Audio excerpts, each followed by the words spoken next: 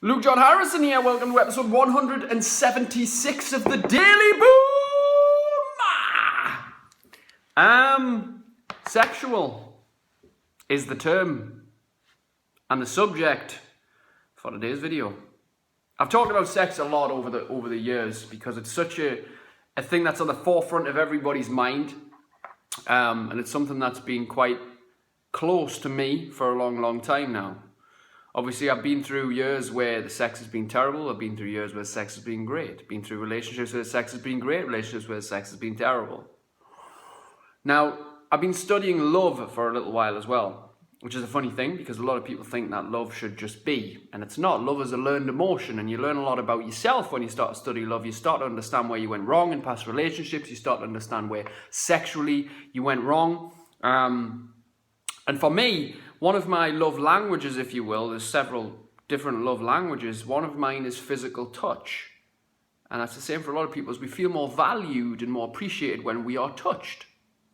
Now, in terms of an expression of love, that touch could literally just mean a hand on the shoulder or a hug or something like that. But if your primary love language, like how you feel very connected to yourself and very loved, is physical touch, then you are likely more sexually driven and require sex more frequently. And here's the thing about sex is not many people talk about it, but it's at the forefront of most people's minds. And it boils down a lot to confidence. I'm going to go into that. So me personally, I require sexual contact at least once a week.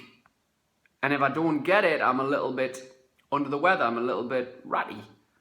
Because I need that release. That is my form of expression. That is my love language in order for me to express how I feel. So I need that at least once a week. But obviously, if your confidence is low and you're single, then it might be a bit difficult for you to get that. So it's going to be difficult for you to express yourself, and then that might lead to a whole host of other problems and lead to self-doubt and lead to the feeling of being a victim and that nobody likes you, etc. And that's not necessarily the truth. Because the confidence thing for me, the confidence to seduce a woman, the confidence to be trying new things, the confidence to know that I can perform, etc., was never always there. There was a time in the past when I would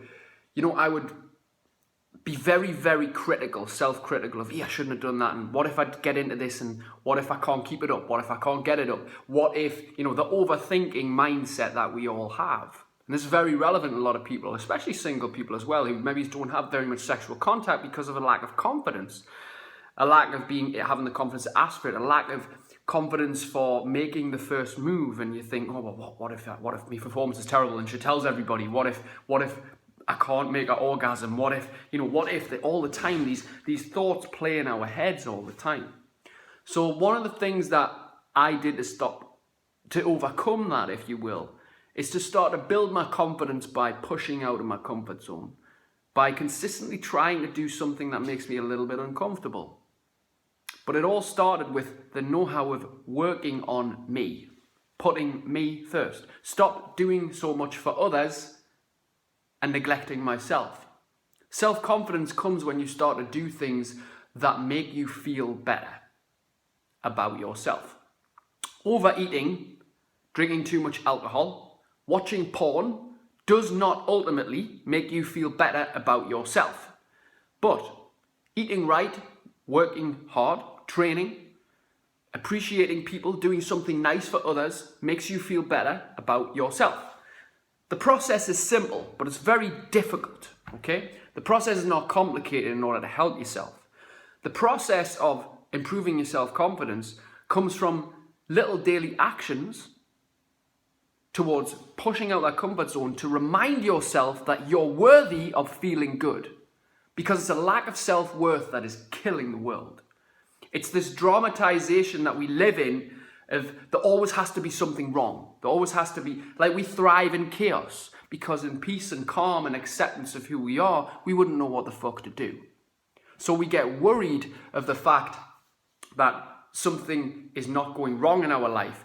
And then what we do is we usually create a problem so that something does go wrong, so we've got something to talk about and something to focus on. Because we are very good at focusing on other people. I lived that way for a lot of years, focusing on the other person, neglecting yourself, neglecting your mindset, neglecting your physical health and your emotional health as well.